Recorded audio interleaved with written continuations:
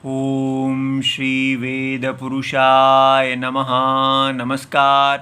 Class number 537 Shrimad Bhagavad Gita जी शंकराचार्य जी के भाष्य के अनुसार आरंभ किया जाता है।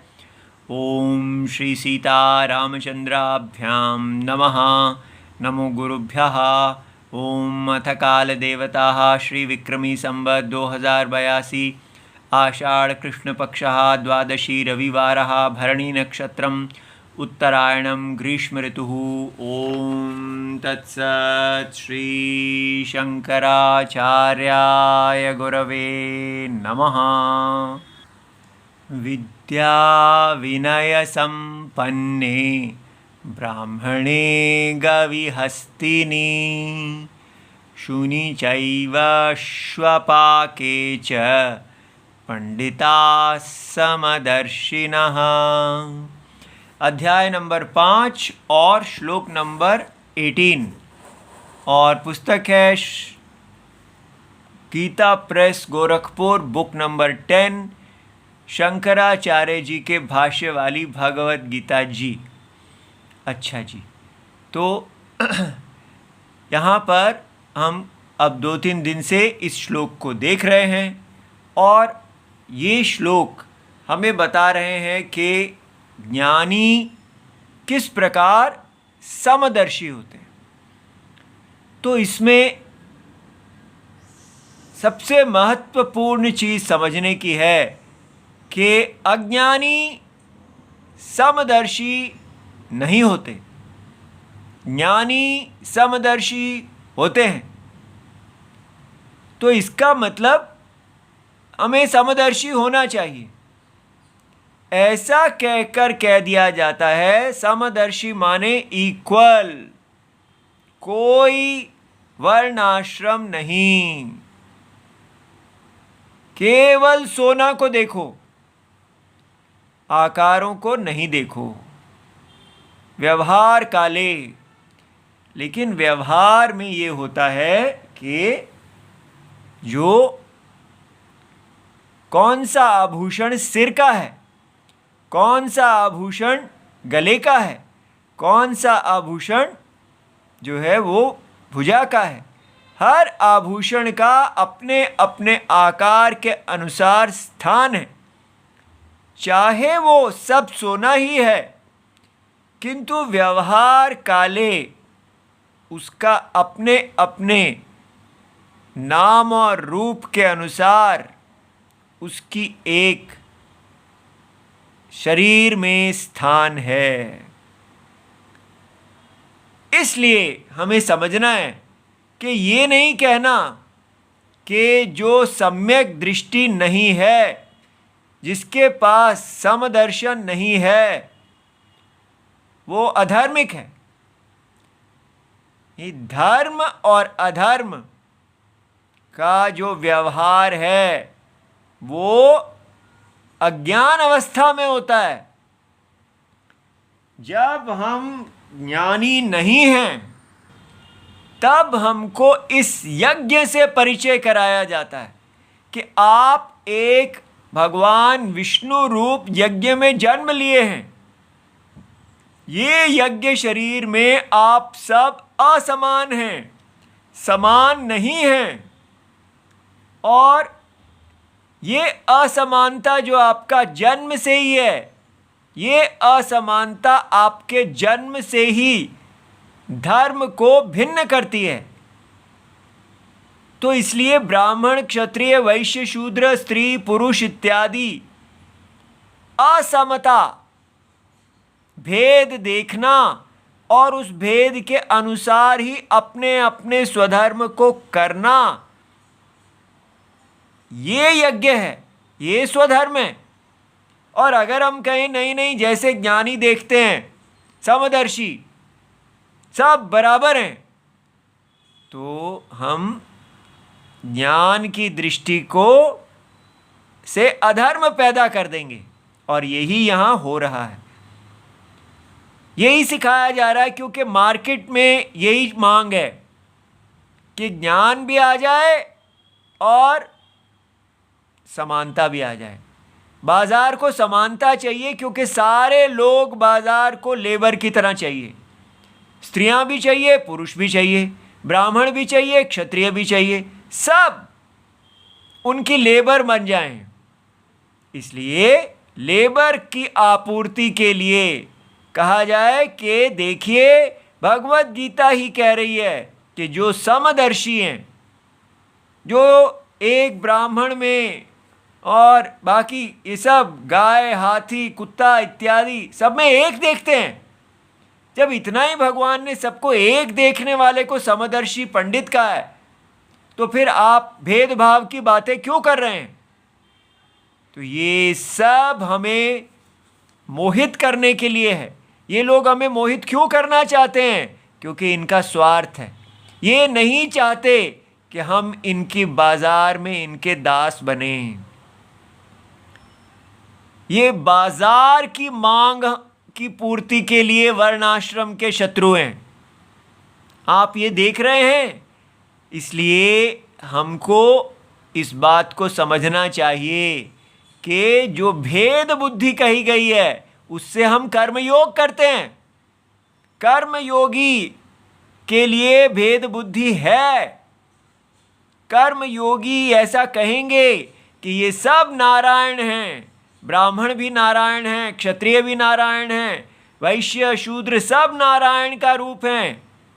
लेकिन वो नारायण जब ब्राह्मण रूप में आते हैं तो उनको अपने पिता से प्राप्त जो वेद अध्ययन है उसी में ही मन लगाना है।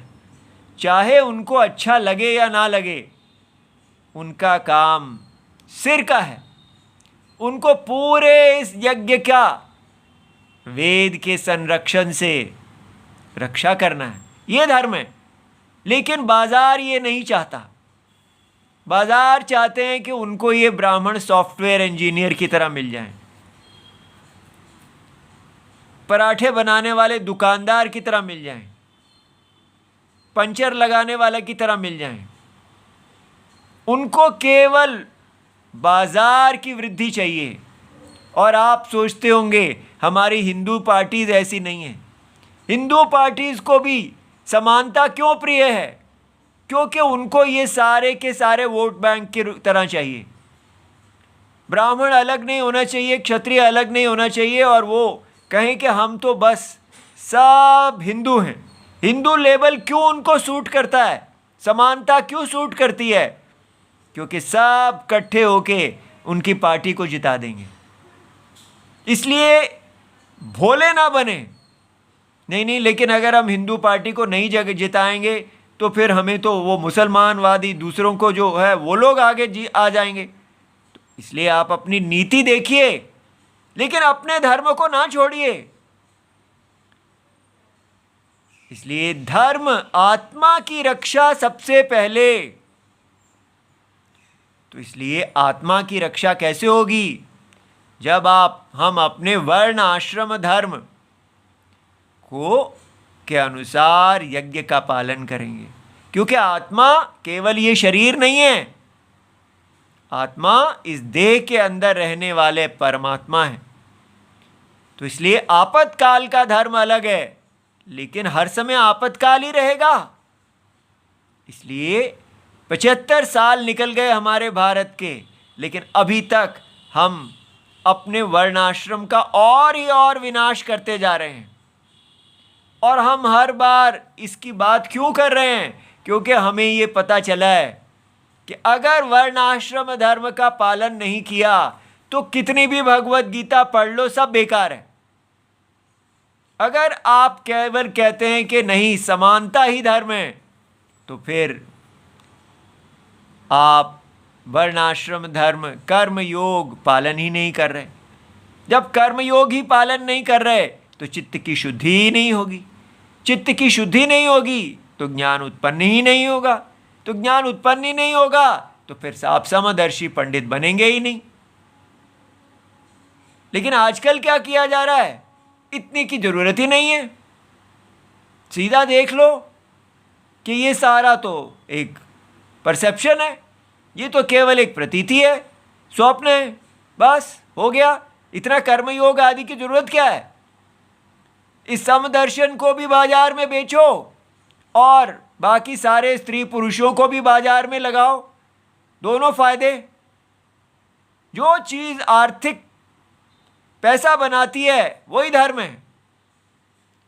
इसलिए हमारा यज्ञ परायणता का मार्केट के साथ विरोध है। इस मार्केट को हमें प्यार करने वाला भाई, बच्चे, प्यार करने वाला परिवार, ऐसे माता पिता जो अपने बच्चों के साथ खुश रहते हैं, खेलते हैं, ये सब नहीं चाहिए। उनको चाहिए 24 घंटे उनकी फैक्ट्रीज में, उनकी कंपनीज में काम करने वाले लोग। बस इस प्रकार हमको मोहित किया जा रहा है कि हमारी प्रगति, जीवन की एकमात्र प्रगति है कि हम कंपनी के सीईओ हैं कि नहीं, हम ऊंचे पद और ऊंचे पैसे, ऊंचे खर्चा कर सकते हैं या नहीं कर सकते। पूरी तरह जीवन को नष्ट करना, केवल एक ऐसा व्यक्ति बनाना जो केवल बस पैसे से, मेरे लाइक्स कितने हुए हैं, मेरे व्यूज़ कितने हुए हैं। एक व्यक्ति ने हमें लिखा है, वो कहते हैं आपकी क्लास की गुणवत्ता इससे ही पता चलती है कि आपके 2 दिन में 50 सुनने वाले होते हैं। सोचिए, इससे ही आपको अपनी कक्षा जो है उसको करने का तरीका बदलना चाहिए। बाजार आपकी कक्षा को नकार रहा है। अब बताइए, क्या मेरे राम जी इस कक्षा को नकार रहे हैं? क्या यहाँ पर राम जी ने आना छोड़ दिया है? क्या ये राम जी की वाणी नहीं है? क्या ये राम जी के यज्ञ में आहुति नहीं है? लेकिन वो हमारे इन मानदंडों को जानते ही नहीं। हम अपने राम जी की आरती में, उनकी आहुति में खुश हैं, इतने खुश हैं कि कह नहीं सकते। लेकिन ये सब उनको पता ही नहीं। वो कहते हैं व्यूज़ कितने हैं। ठीक है, इसलिए पूरा भारत इस व्यूज़ के चक्कर में मोहित हो रहा है और अपने इस सुंदर से सुंदर, जिससे सुंदर और कुछ है ही नहीं, इस वर्ण आश्रम धर्म जो पिता और पुत्र से मिलता है, ये सबसे बड़ी तपस्या है। उसको बोलते हैं कुल। कुल की परिभाषा को कर दिया गया है खानदान। और हर पिक्चर में दिखाते हैं कि खानदान वाले अपनी मूछें ऊपर करते रहते हैं और हम खानदान हैं, हम खानदान हैं। और हमारे को शर्म आती है कि ये खानदान वाले लोग इतने नीच हैं। लेकिन हमारे यहाँ शास्त्र में कुल की अर्थ है वो जहाँ सदा से पिता पुत्र, माता पुत्री, सब लोग, पूरा परिवार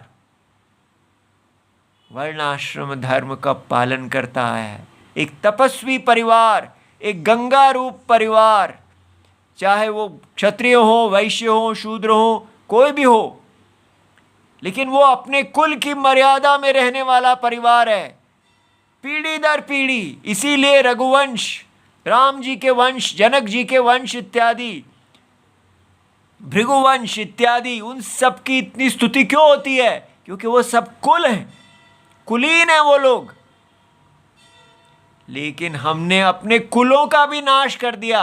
हमें कहा गया कुलों का मतलब है खानदान, कुलों का मतलब है जातिवाद, कुलों का मतलब है कि अपने फैमिली नेम, अपने आप को बड़ा समझना, दूसरे को नीच समझना।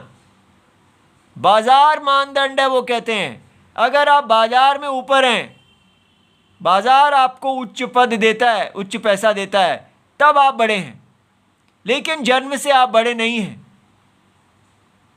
तो इसलिए भारत के लोगों को जो कल्याण चाहते हैं, इस पर बहुत गहन विचार करना चाहिए।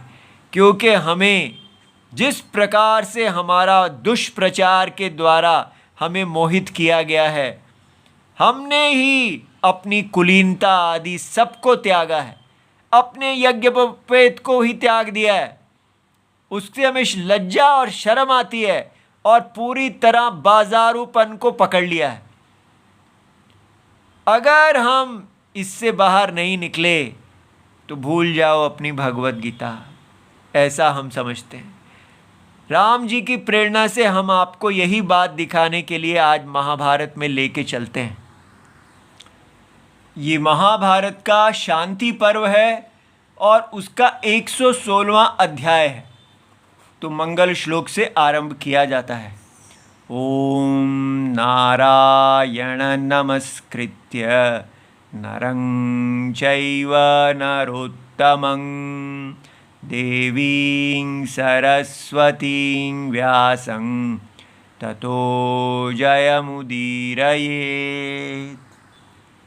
तो युधिष्ठिर जी भीष्म जी से प्रश्न पूछ रहे हैं। भीष्म जी तीरों की शैया के ऊपर लेटे हुए हैं और उनको भगवान कृष्ण जी की कृपा से सर्वज्ञता, वेद के सारे अर्थ का ज्ञान हुआ है और युधिष्ठिर उनसे प्रश्न पूछ रहे हैं। देखिए, न सन्ति कुलजा यत्र, जहाँ पर कोई कुलज, कुल में उत्पन्न हुए लोग ना हों, सहायका पार्थिवस्य तु, कैसे लोग जिनको राजा का सहायक होना चाहिए। अकुलीनाश्च कर्तव्या न वा भारत सत्तमा। तो क्या राजा को जब कुलज, कुल में उत्पन्न लोग उपलब्धि नहीं है, तो ऐसी स्थिति में अपनी सहायता के लिए क्या अकुलीन जो लोग कुल में उत्पन्न नहीं हुए हैं, क्या उनको कार्य में नियुक्त करना चाहिए या नहीं करना चाहिए? ये भीष्म जी आप इसका उत्तर दीजिए। अब आप देखिए, कुल का अर्थ समझिए। अगर यहाँ कुल का अर्थ खानदान कर दें तब तो सीधा होगा कि भाई देखा, खानदान के अंदर का मतलब क्या है, उसके अंदर मेरिट होनी चाहिए, योग्यता होनी चाहिए। पीछे से क्या आ रहा है उसको क्या देखना, ठीक है। इसलिए रॉयल ब्लड का कोई मतलब नहीं है, बल्कि जो वर्कर, लेबर वो है, कोई भी किसी जगह पे भी हो, एक चाय वाला राजा बन सकता है। ये सब बातें बिल्कुल ग्रास रूट से ऊपर जाना वो ठीक होना चाहिए।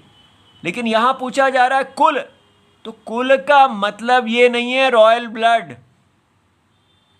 कुल का मतलब है, कितनी बड़ी बात, जहाँ तपस्या एक परंपरा है, जहाँ पिता के पिता के पिता के पिता सब गुरु थे, सब माताएं गुरु थी, सब परिवार गुरु और शिष्य की तपस्या में तपता हुआ अपने धर्म की रक्षा करता हुआ आ रहा है। इतनी बड़ी चीज़ है कुल। लेकिन जो आज हमारे भारत में 100% लुप्त हो चुका है, ऐसे कुल के बारे में उन्होंने प्रश्न पूछा है कि होना तो यही चाहिए कि हमको राजा को ऐसे कुलीन व्यक्ति को लेना चाहिए।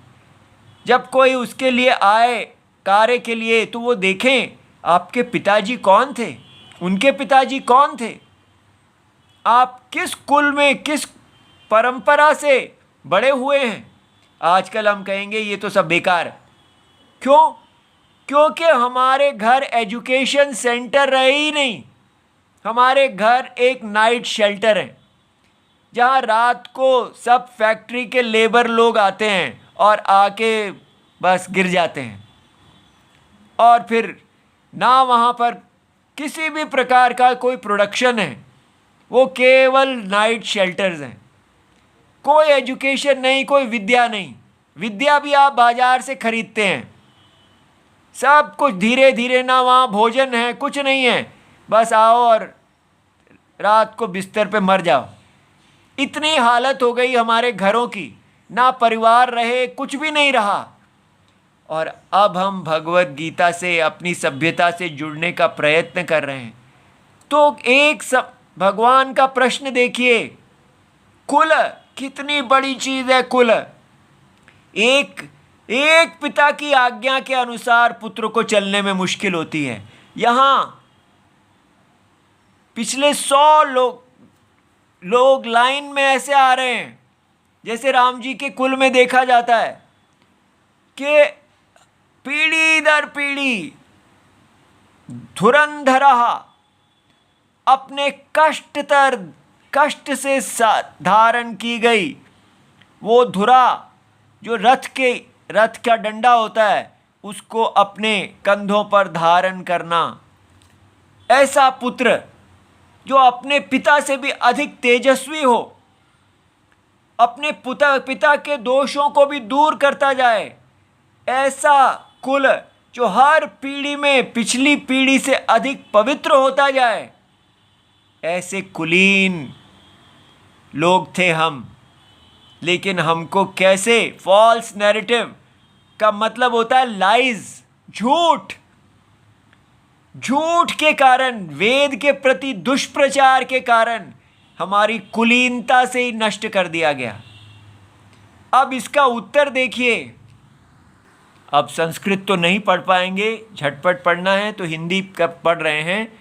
हे युधिष्ठिर, इस विषय में जानकर लोग एक प्राचीन इतिहास का उदाहरण दिया करते हैं, जो लोक में सत्पुरुषों के आचरण के संबंध में सदा उत्तम आदर्श माना जाता है।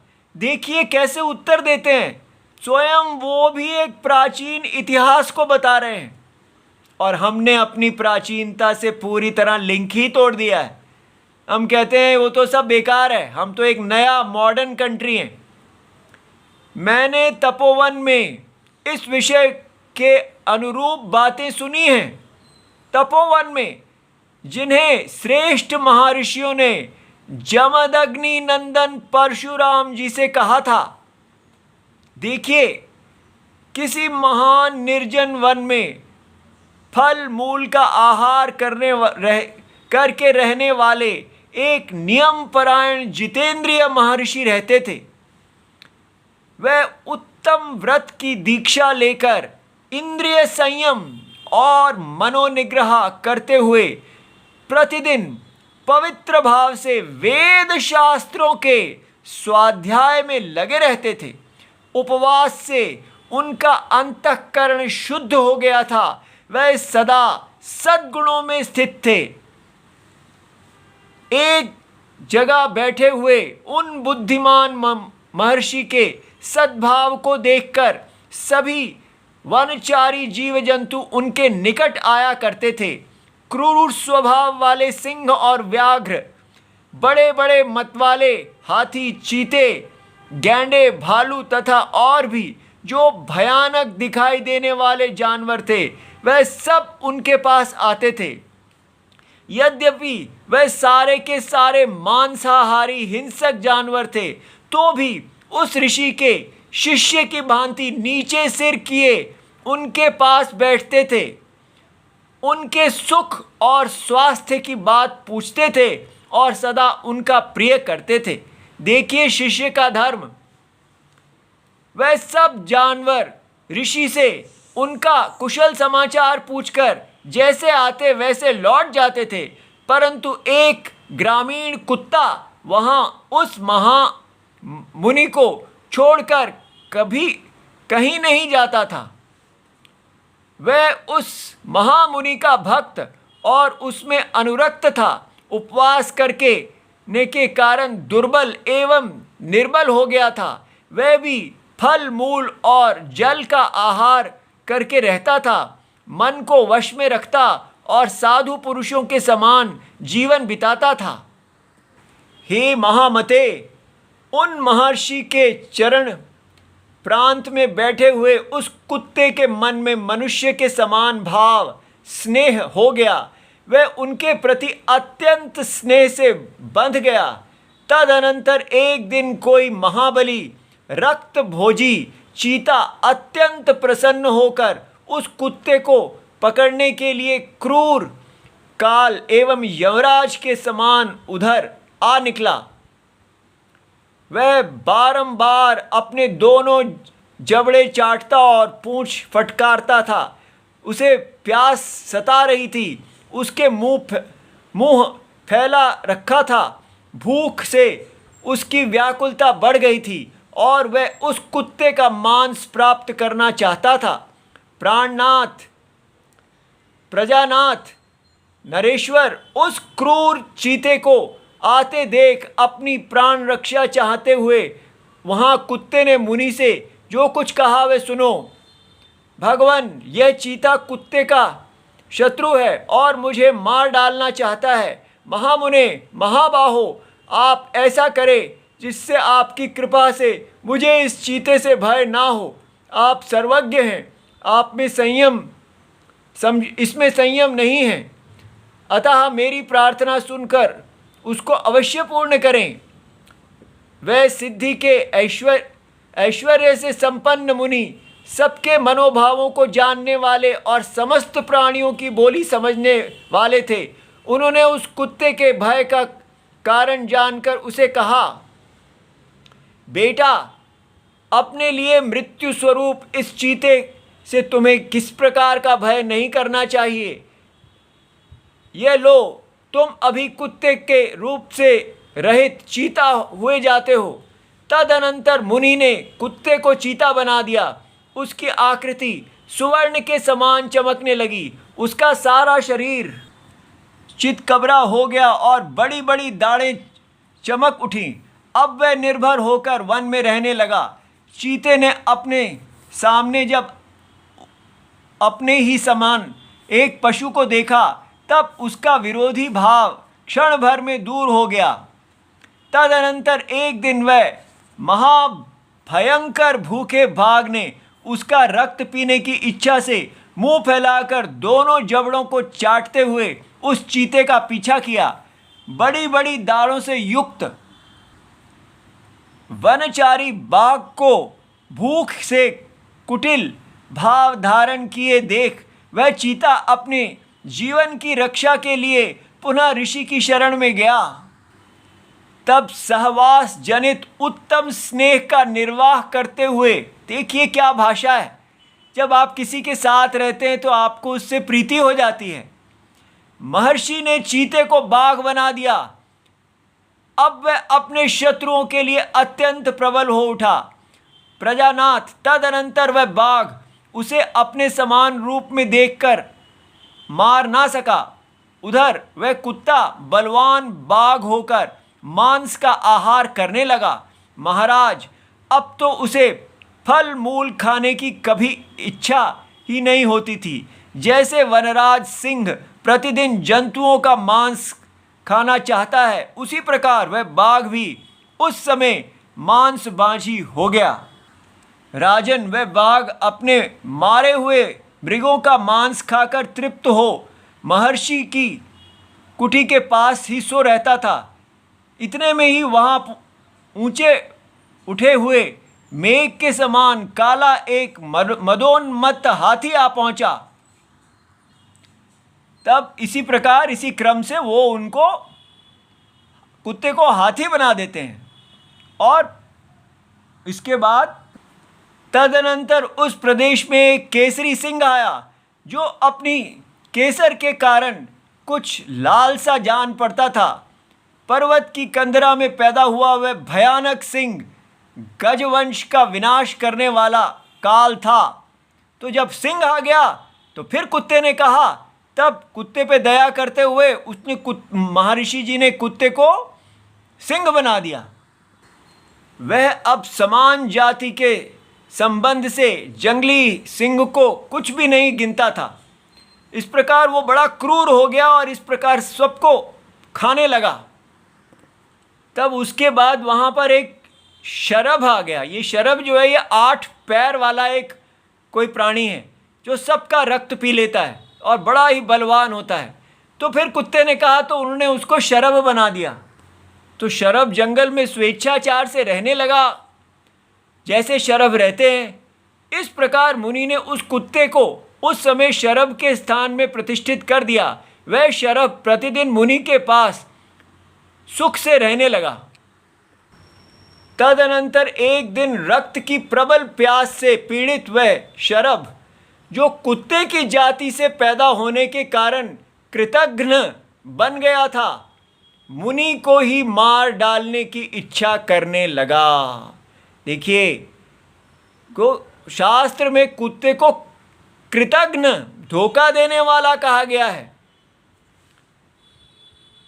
उस पहले के कुत्ते और वर्तमान काल के शरभ ने सोचा कि इन महर्षि के प्रभाव से, इनके वाणी के द्वारा केवल एक कह देने से मात्र से मैंने परम दुर्लभ शरभ का शरीर पा लिया है, जो समस्त प्राणियों के लिए भयंकर है। और अगर कहीं इन्होंने दया करके किसी और को भी ऐसे ही बना दिया तो बड़ी कष्टता हो जाएगी।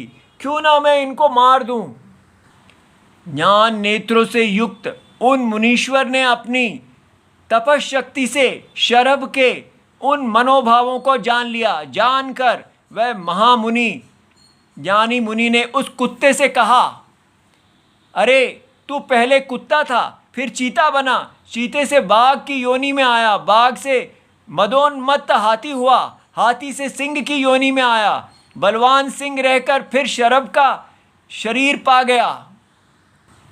यद्यपि तू नीच कुल में पैदा हुआ था तो भी मैंने स्नेहवश तेरा परित्याग नहीं किया। पापी, तेरे प्रति मेरे मन में कभी पाप भाव नहीं हुआ था, तो भी इस प्रकार तू मेरी हत्या करना चाहता है। अतः तू फिर अपनी पूर्व योनि में ही आकर कुत्ता हो जाए। महर्षि के इस प्रकार शाप देते ही वह मुनिजन द्रोही, देखिए, मुनियों के साथ द्रोह करने वाला दुष्ट आत्मा, नीच और मूर्ख शरभ फिर कुत्ते के रूप में परिणत हो गया। अब देखिए, इससे हमें समझ में आ रहा है कि शास्त्र में कहा गया है कि कुल है और हमें अपने कुलों को बनाना चाहिए। हमें पिता पुत्र परंपरा बनानी चाहिए ताकि हमारा कुल शुद्ध हो, सदा वेद की दृष्टि में बना रहे। लेकिन हम इस नई दुनिया में रहना चाहते हैं, हमें चुनना चाहिए हमें कहाँ रहना है। ओम नमो भगवते वासुदेवाय, प्रणाम।